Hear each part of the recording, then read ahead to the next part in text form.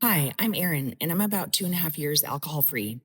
When I first started questioning my drinking, I struggled in silence.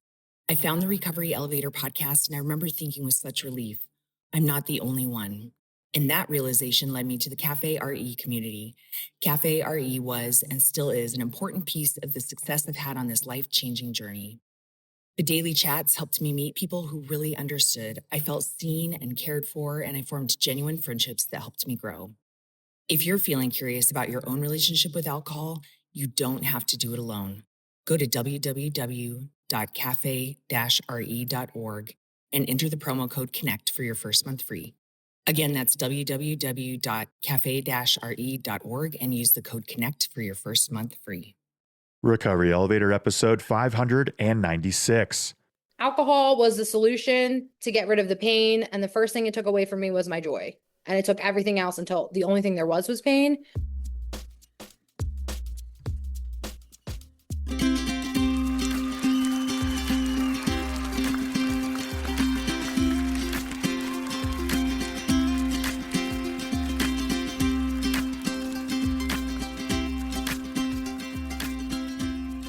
Welcome to the Recovery Elevator podcast. My name is Paul Churchill, and this is how we quit. On today's episode, we have Becca. She's 35 years old from Delaware County, and she took her last drink of alcohol on August 7th, 2024. Incredible job, Becca. I want to give a shout out to the Recovery Elevator and Cafe RE team. I have had so much help over the years with this project, and I'm so thankful and so proud of our team of what we have accomplished. And also, I want to say what's up to the over 50 volunteers in Cafe RE. These are our chat hosts. We have an ambassador program, the committee members. Thank you. We've got a free guide to your first 7 days without alcohol. There's a link in the show notes. Again, this is free. Thank you, Robin, for the link. Registration is now open for our next installment of Sober Travel, and we're going to Morocco in the northwest corner of Africa. And that's going to be March 3rd to the 13th of next year. All right, let's do this. The most important thing that someone has to achieve or to overcome if they are to quit drinking is denial. That's the inner voice telling you on repeat that you don't have a problem, and it's quite convincing. Now, this is the only step in AA or in recovery in general that one has to get perfect. The only one. Now, this is hard, mostly because we build our lives around alcohol, and usually this is done unconsciously. To summarize, the drinking problem most of the time is hiding in plain sight. It's right in front of your face. It's just you can't see it, or you choose not to see it, or you don't want to see it. Today's interviewee, Becca, she talks about evidence in her life which proves that she wasn't like them. So I don't know about you, but for me, there were always a few people that I kept in my hemisphere who I could point to and say, well, I'm not as bad as Trevor. And the people I hung out with, I'd say, well, they drink as much as I do. But in reality, I don't know if they were drinking before we met up, like I was. I've heard stories of people choosing to live within walking distance of bars or liquor stores. People choosing professions where drinking is encouraged. Hello, hospitality industry, sales, real estate, and many, many more. Another reason it's hard to see it is marketing is powerful. And smart people are paid a lot of money to make you feel like it's a required sidecar to life. I once read, the average person sees alcohol or an advertisement for alcohol over 50 times per day. This is almost 20,000 times per year. And in those advertisements, they aren't showcasing the guy who just lost their job because they called in sick one too many times. No, it's someone who seems to have it all put together. And side note, nobody does. So the drinking problem, it's hiding in plain sight. I also want to mention the last 300 words are somewhat BS. Yes, it's hiding in plain sight, but you also know it. You know how alcohol is making you feel, lethargic, puffy skin, and overall flatline in life. Like if you were to assign life a color, it would be beige with tones of gray. So yes, it's hiding in plain sight, But you've also got this voice inside you saying, hey, Daryl, hey, Michelle, fine, I'll give you 50 more hangovers and then it's time to move on. And next week, we'll be talking more about moving on. And before we hear from Becca, I want to mention this episode is sponsored by BetterHelp. Thankfully, we talk more openly about mental health now, but asking for help can still feel hard. And BetterHelp's latest research confirms it. BetterHelp's 2026 State of Stigma report surveyed 2,000 Americans and revealed that 85% of Americans believe getting support is wise, yet 74% say society discourages people from doing so. Yeah, there's also a stigma surrounding alcohol addiction and recovery, but once I started talking about my struggles with alcohol, that's when the healing began. Just as I encourage you to burn the ships and talk about your struggles with alcohol, talking about mental health in general with a therapist is a great idea. With over 30,000 therapists, BetterHelp is the world's largest online therapy platform, having served over 6 million people globally. Don't let the stigma stand in the way of support. Start therapy with BetterHelp. Sign up and get 10% off at betterhelp.com/elevator. That's BetterHelp, HELP.com/elevator. Becca, how are you? I'm doing well today, Paul. How are you? Yeah, I'm doing well. And thank you for the laugh about 8 seconds ago. I think that was the first one on this podcast. I said, all right, Becca, I'm about to hit record. Are you ready? The response was, fuck. I had to get it out. Becca, when was your last drink? So my last drink was on August 6th of 2024. Yeah, coming up on 2 years this August. Congratulations. How do you feel? I don't know, man. I'm just really grateful to be here. I'm going to be really grateful when I hit that milestone is kind of where I'm at. All of them were special for me. You know, a week, 10 days, 14, 30, 60, 90 a year, you get it. But something about that 2 year mark, Becca, when I hit it, it was spectacular. Holy cow. And where I'm at now, we're all on the same day. Yes. Yeah. 24 hours. Before we get any further, give listeners some background about yourself. This is where you're calling in from, your age, maybe what you do for a living, what does your family life look like, and then what do you like to do for fun? All right, everyone. My name is Becca. I'm calling in from Delaware County, Pennsylvania. I am 35 years old. I am one of 7. I've been an aunt now. I believe I have 12 or 13 nieces and nephews. I live with my 2 cats. I have Alfred Hitchcock, my Maine Coon. I absolutely love him. And I have my other cat, Aphrodite, his baby cat. I'm currently unemployed. I'm working towards getting on disability for an incident that happened. And then what do I like to do for fun? I like hiking, music, reading, film, cooking's good. A lot of things. Puzzles are pretty sweet too. I do love a jigsaw puzzle. I love puzzles. I haven't done one in a hot minute, but it's such a good way to relax, let the nervous system come down a couple notches. Dude, there's actually this brand of puzzle called Zozoville. Check it out. That's all I'm gonna say. And then everybody else should check it out. But they make like monsters and it's really cool. It's really cool. Okay. I will have to check that out because I don't really know. I'm thinking like, how can a puzzle be any different than other puzzles? But it's got to be. Is it like the shape? I'll check it out later. I want to keep the suspense for myself and the guests. Well, hey, Becca, I want to learn more about you and your story, and I want to share it with the best audience on the internet. I'll let you take it from wherever you want to start. I'm going to jump in with questions as I see fit. Let's do it. I am one of 7 growing up. Just for a little backstory, my brothers were partiers, my older sisters were partiers. It's kind of what I saw was what we did, so I kind of fell into it. So the first time I drank, I was around 12. Same with like the smoking cigarettes. And I remember when I smoked my first cigarette, I was like, oh, I'm gonna be cool like them. Like that's the thing I'm gonna do. I'm gonna be cool like them. And it progressed. And then probably around the time I hit 14, I got introduced to some drugs. And my thought behind this was, so I smoked pot and I was happy. And I hadn't been happy in so long because around the same time when I turned 12, my parents had divorced and my world was completely upside down. And I just remember laughing and I remember feeling good. And then that thought kind of carried it through for a lot of the things for me as I was like, oh, what else did people really lie about? Around the time I was 15, I got my first job and my home life was pretty unstable at this point. I didn't want to be there. And in my mind, I was like, okay, I'm an adult now. Like, I have to work, I have to take care of myself. And I was hanging out with a whole bunch of people older than me. So we're drinking heavy. We're smoking bongs in the basement. I'm like 15 at the time. All my friends are like 17, 25. So, like, I'm just in it. I'm just in it. My grades start slipping.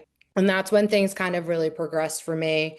And then by the time I was 16 or 17, I got introduced into some really hardcore drugs at a very young age. And also, I think it's relevant to say during this period is when the opioid crisis really hit my area and my county. So pills were so easily accessible. A lot of my friends got addicted to oxys or perks. So it wasn't anything that was like out of this world. And I just know the first time that I did my drug of choice, I was like, oh, this is what I was looking for. I was in so much pain at that time. I was carrying so much anger. I didn't know how to express it. I didn't have any of those tools, and somebody introduced me to heroin at a very young age, and I just remember being like, "Oh, this is it. This is how people get through life. I've just cracked the code for it." And that kind of just set me off on a tear, for lack of better words. So at this point, I'm like 16 or 17, and everybody I'm around is doing it. And I was so convinced that everybody was on it. I was like, this is how you do it. This is how you live in life. Because the only thing I really knew about life at that point is that it was painful. It was just really fucking painful to be alive. And I felt very alone and I felt very unheard in my family. I didn't feel seen and I didn't feel valued. And then I could do a bump of this and none of that mattered. And I was comfortably numb. And I said, this is my solution. Things kind of progressed after that. I fell into a group of really bad people that I had no business being around at such a young age. And I was so naive. I didn't really understand what was going on. And then I started getting in trouble with the law around the time I was 17. And then that's kind of when the people in my family kind of took notice and they were like, oh, maybe something is going on. Like maybe we need to pay attention to this. And by that point, it was kind of a little bit too late. Like I didn't care. I didn't care. And I had this mentality in my head, and I don't know why. I just had decided that I wasn't going to live. I was like, by the time I'm 18, I'm probably going to be dead. So what does it matter? And then by the time I hit 18, it was really dark. It was a really, really dark time in my life. I didn't think I was going to make it out. I always tell people when I talk about that time, I felt like I lived in the shadow world. I felt like I had one foot in death and one foot in the human realm. And I ended up being in a really horrific car accident. It was actually the day after 420. It was 421 of 2010. I hit a tree head on. The force of it pushed the motor into my car, and my dashboard entrapped me. My knee split open, my hip popped out of place. I broke my hip and I lacerated my liver, and they used the jaws of life to get me out. They took me to the closest ICU and they put me in a medically induced coma. And when I woke up, my hands were strapped to the bed and I had some kind of like breathing thing and I thought I was paralyzed. And I just remember being filled with all of this like fear and this regret. And then when I was able to talk again, I couldn't stop crying. And the only thought in my head was, I'm such a fuck up, I can't even die. And that was one of the lowest points of my life when I was 19. And they did my hip surgery and I left and I came home and I withdrew off of opiates. And then something happened and I went back out. I don't recommend doing whippets on crutches. And then I put myself into rehab the day after a friend of mine took me. And that kind of is where all of the recovery really started for me. I do have to backtrack for a moment. I did used to go to NA meetings when I was 16 with a friends, but we were high. And we only went because they had gotten arrested for picking up an 8 ball. And so it wasn't real. They would always say jails, deaths, institutions. And my thought was always, you guys are dramatic. And meanwhile, I'm high when I'm sitting there and I'm like, you guys are really dramatic. I got to go to the car. I got to go like, rip a bowl, bump a line. Like I got shit to do. This is bullshit. We're here for the tag. So like, it wasn't even like a real thing, but I got introduced to all of the recovery really early on. So 19, I have this horrific accident. I put myself into rehab. They're telling me that the only way that I'll ever be able to beat this thing is if I go back to my past. Do you mean And like excavate your past? basically the whole idea of we drink over our baggage that we carry and it's all tied to those like root causes and conditions. And I was so afraid to go back there at 19 because I lived in a very unstable environment. There was a lot of good. I don't want to sit here and like say everything was terrible, it was terrible. Like there was a lot of really good that happened when I was growing up, but I grew up in an alcoholic and Al-Anon home. So the disease was there and growing Yeah. up in that pattern and behavior. Yeah. And Becca, I thank you for sharing your drug of choice was heroin. What role did alcohol have in like you're in high school in this time of your life? Dude, I was still drinking the whole time. That was just the addiction that took front and center. When I was working in the pizza shop, I'm 15. One of the girls had a going away party. I'm up at my manager's home, the people who own it. I'm the youngest person there, and we're drinking into the night. So, like, drinking was always pretty constant in there. I just never thought it would be an issue because I had other addictions that were kind of taken front and center. And Becca, let me ask, how many friends did you lose? One of my friends hung himself when I was a teenager. And then in my early 20s, I had another friend who hung himself. I had an ex-boyfriend who died, and then another friend who died. I know another girl who, when I was a teenager, her whole mirror was covered in prayer cards from all of her friends who had been taken out by the opioid crisis. Actually, I know another person who shot up in his car and died. So, yeah. Wow. And my cousin recently passed away from a drug overdose as well. My goodness. So at age 19, you were told, "Hey, we got to go to your past." You said, "I'd rather die than Yeah. go to my past." But it sounds like that was your introduction, the opening of the window to the recovery world, or how it got started. You know, your sobriety date from alcohol is in 2024. There's a long road there, but it looks like you're open to recovery, or at least been introduced to something. Am I right? And the kicker of the thing at rehab is they literally said people with opiate issues end up back here because alcohol lights up the same receptors.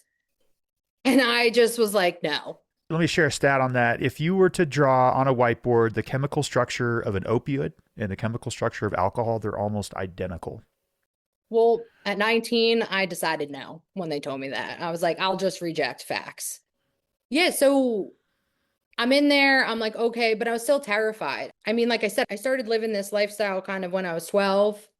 It's all that I've known. I'm afraid. So I'm slipping and sliding after this incident. And then finally, it wasn't until February 5th of 2012 was the last time that I ever used heroin. It was like what they call a spiritual awakening. I was sitting in the room of my friends, and I mean, dude, her room is like trash. And I just remember having this distinct thought popped in my head. And it was like, I have two roads here. One is I'm going to keep doing this and I'm going to be a piece of shit. Sorry for cursing. Or I can try recovery and like I don't know what that looks like, but I have the hope that it could be better. And I didn't have the hope that anything could be better probably my whole life. And that was a very distinct moment in my life. And then that's really what sparked everything is that, oh, maybe there is something more than what I know. And maybe life isn't just pain. And maybe I don't just have to suffer through it.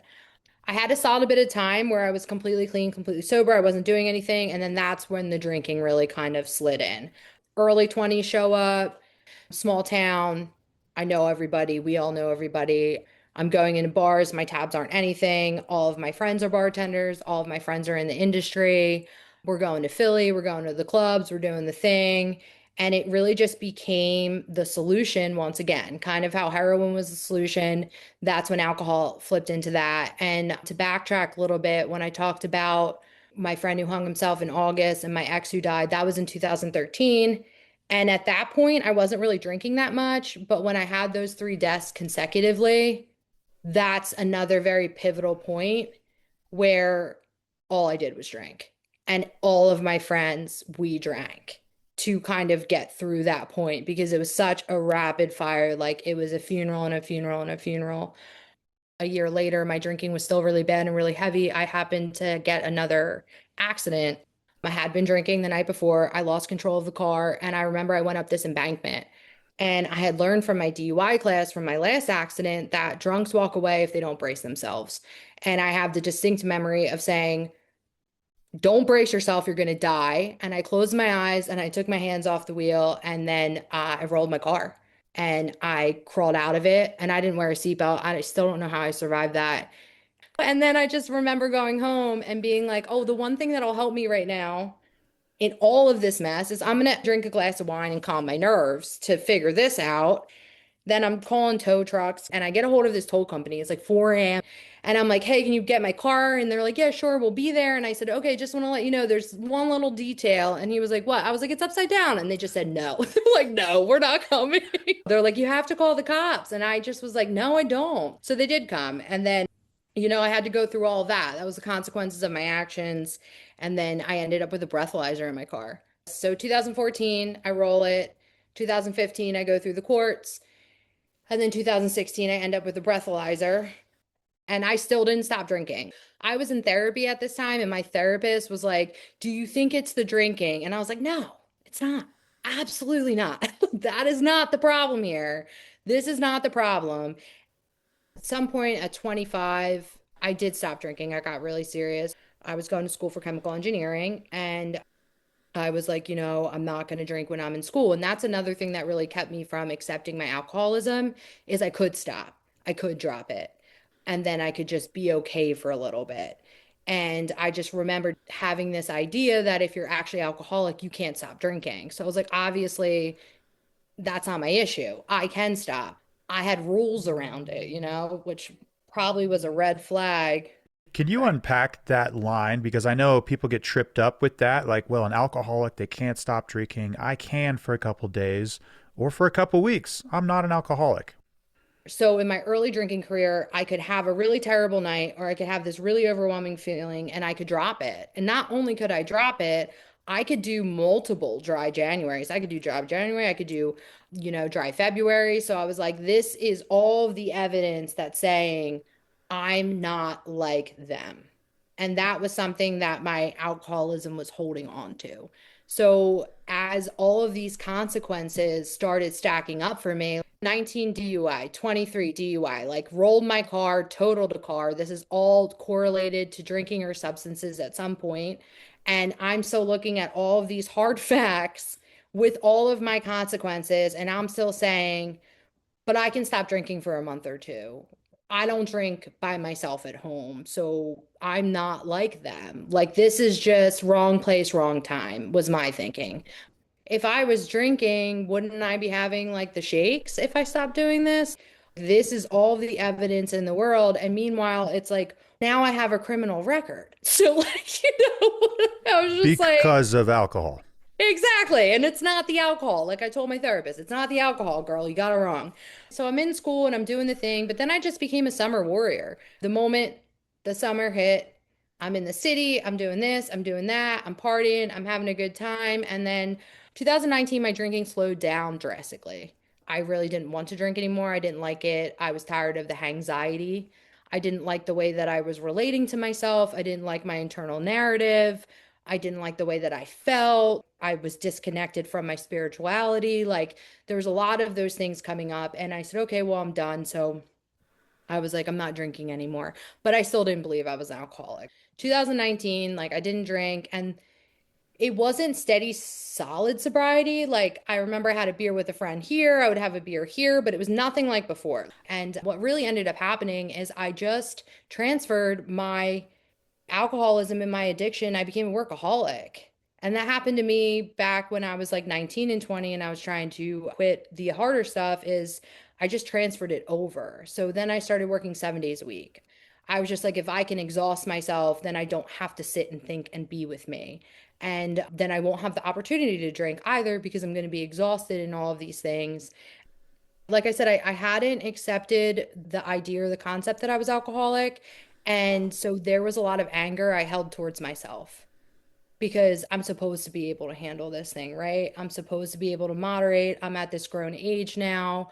All of the consequences are wholly my fault because I'm supposed to be able to handle this. This is just because I'm one of the few weirdos who can't handle beer, like, or can't handle vodka. So, like, it was super shame-based.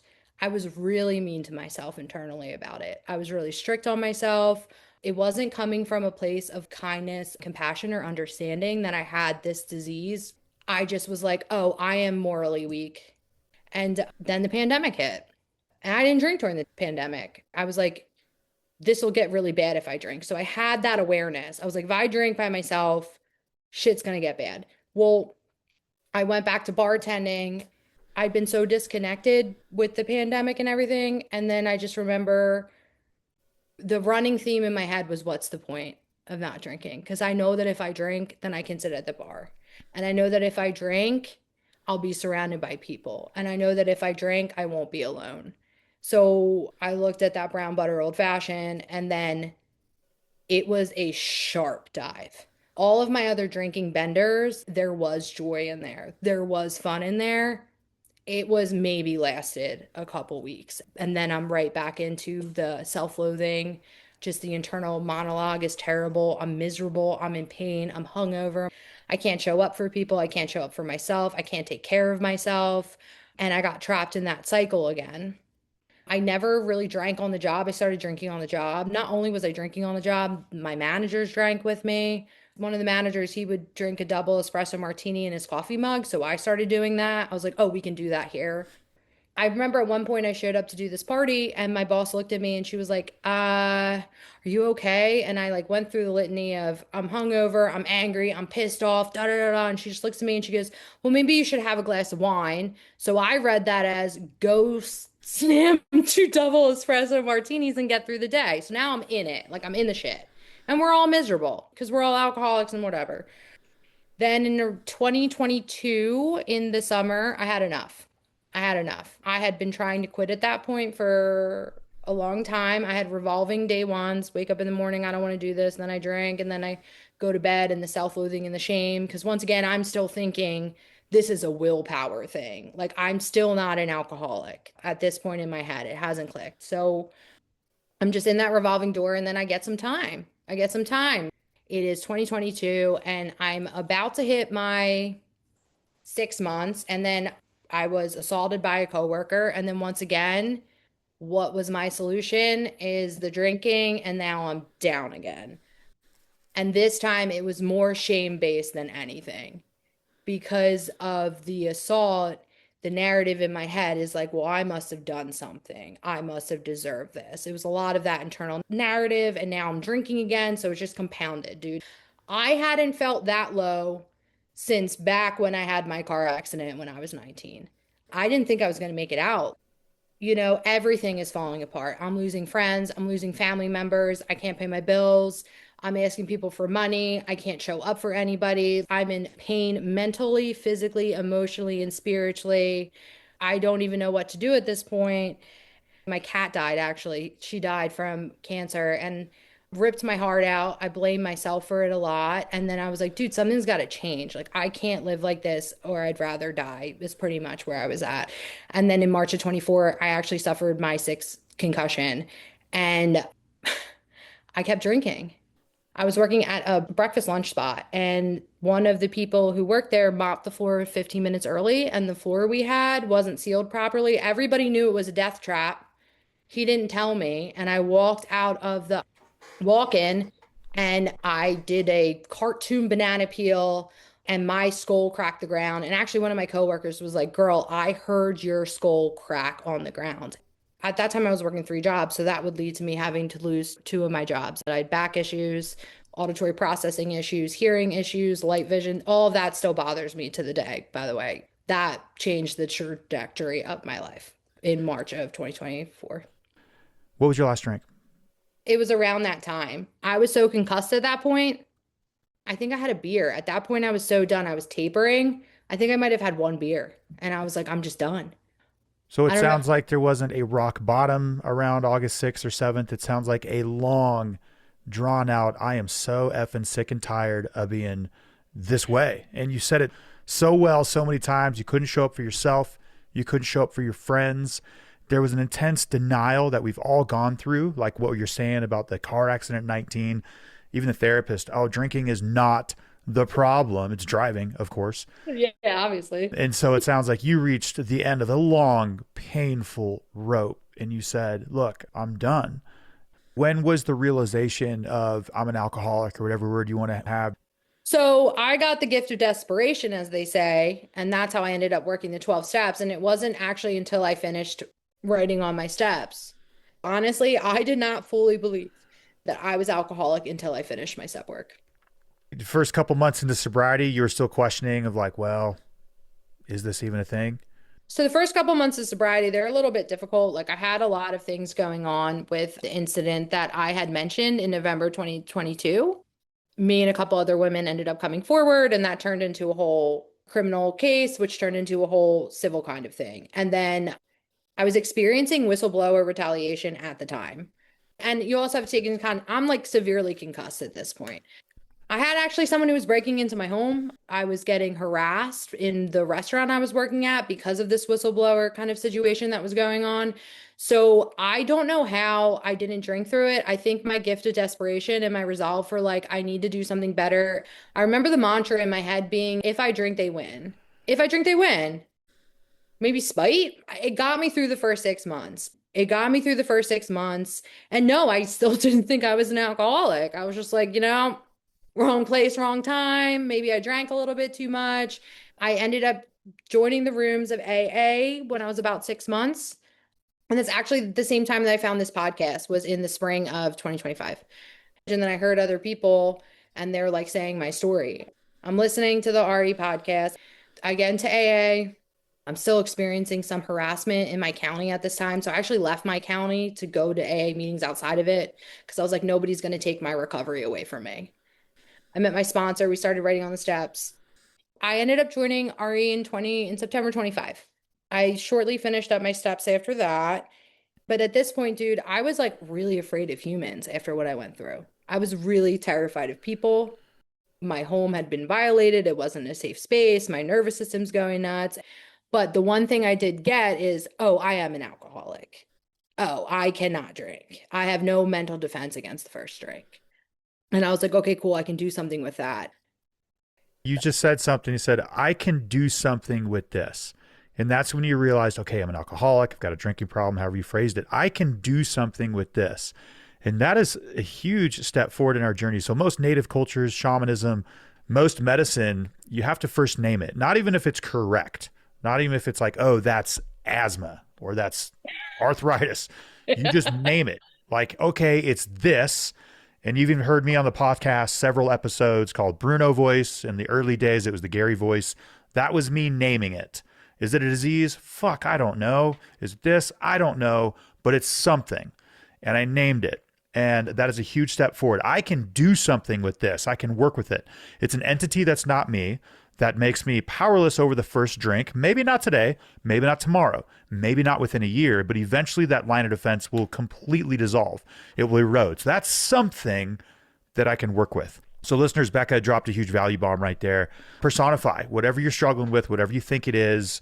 Don't have to use the word alcoholic. Say, look, this is something and it's not me, but we're going to beat it. And you can't beat it with the thinking mind. What is the importance of community been for you, Becca, both in the 12-step world, in Cafe RE? I loved your shares on the chats. So that was like a common theme. So when I looked at the common denominator of it, all those times that I tried to stop drinking or I tried to get clean, I didn't have anybody with me. There wasn't anybody to be reliable or held accountable to. There wasn't anybody to check in on. There wasn't any support. I never had it. There was almost like something, I don't know, man. I was just like, I'm going to do it alone. There was so much pride. There was so much pride. There was so much ego in that because then I could look at other people and I'm like, you need people and I don't. And I guess I was just so used to not being seen and heard. So the community it's really been life-changing, especially RE. I found a lot of acceptance. I got to hear my story. I got to know that I wasn't alone. I got to see that other people can do it too. It's just a beautiful space where it's a whole bunch of people that are like, hey, I don't want to drink anymore and I don't want to die. Does anybody else relate? And we're all just like, yeah. And they're like, hey, this is the worst thing I've ever done. And then somebody's like, me too. And then that shame slowly erodes. And it's like, oh, maybe I'm not as different as I thought. Maybe I'm not as unique as I thought. And what is the better gift of giving someone like than to be seen and heard? We all want to be seen and heard. Like that is the beauty of community, I feel like to me. And then when we can lift all of that shame and we can get really to the core of it is like we all want to be seen, we all want to be heard, we want to be valued, and we need people. Like that's just science. There's literally science about it. And Becca, what changes have you noticed, maybe physically, mentally, and spiritually? Like I said, I came in really terrified. Now my healing is a little bit skewed because of my injury. So it wasn't really until probably 2026 of the spring where I was gaining more of my cognitive functioning back and my general fear of humanity was going away. And a big part of that was because of the community and the people in RE. I wasn't really getting that in my area. So I feel safer in my nervous system. I'm able to hold more space in it. I'm more grounded in myself. I'm able to hold space for good things. I can shut down my ruminating thoughts. I can show up for other people now. I have that space. I have that bandwidth. I do hosting in RE, and then I'm also part of another 12-step community that I can show up and I can do those things. With my injured hip, when I was drinking, I had a lot of inflammation. That doesn't exist anymore. The pounding headaches from waking up from anxiety, that doesn't exist anymore. There's just so many benefits of not drinking from that. And then spiritually, whenever I was drinking or using, it cut everything off. Alcohol was the solution to get rid of the pain. And the first thing it took away from me was my joy. And it took everything else until the only thing there was pain. And it disconnected me from my spirituality and my belief. And the more that I'm able to cultivate that relationship with a power greater than myself, it just lets me have so much kindness, compassion, and empathy for myself, which I can give to others. So I'm just a better person, dude. Like when I drink, I suck. Like I tell people that, like I suck. I'm not the person that I know I can be. And whenever I've put down the substance or the booze, like I am the person that I know I truly am inside. I'm getting back to me. And I said that to somebody. I said, I had missed me so much. It's just great. It's great to be back. 6 injuries and all, and I'm here. Yeah, I think I lucked out when I named it Recovery Elevator RE, because this whole thing is returning. It's returning to the self. It's reconnecting with the self. It's rebuilding the connections that we had when we were kids. It's incredible. Becca, we have hit the rapid fire round. If you could answer these questions within 5 to 10 seconds, that would be great. Are you ready? Yeah. All right. What's the one thing you've learned about yourself since quitting drinking? I am resilient. What's your favorite alcohol-free drink? Water. What's the point of life? Connection. Favorite 90s band? All right, fight me. Red Hot Chili Peppers. Actually, they started in 1983. They did. God, I love the Red Hot Chili Peppers so much. What has sobriety and alcohol-free life made possible for you, Becca? Hope of a better future, of a better life. What parting piece of guidance can you give to somebody who wants to quit drinking? Just do it. That's all I got. Just do it. It's so worth it. Don't get stuck on the fear. I don't know, man. I shared this the other day. A comfortable pain is what you're sitting in if you're still drinking. Get out of that comfortable pain. That's all I really got to say. Get out of that comfortable pain and embrace something new. And Becca, before we depart, you might have to ditch the booze if line. Let's hear it.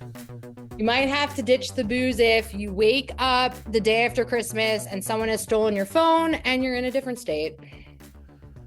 Becca, we're both in the right spot. I've deeply enjoyed our conversation. Thank you so much for being here, Becca. Loved it. Thank you. I'm honored. I'm honored to be here. I'm honored to have done the thing, man. Yeah, we did it. I want to thank our production team for today's episode. We have our editor, Natasha, Robin on the show notes, and Chris on the ones and twos on the mixing decks, putting it all together. Wiki. And I want to thank our sponsor, Recovery Elevator. We took the elevator down. We got to take the stairs back up. We can do this.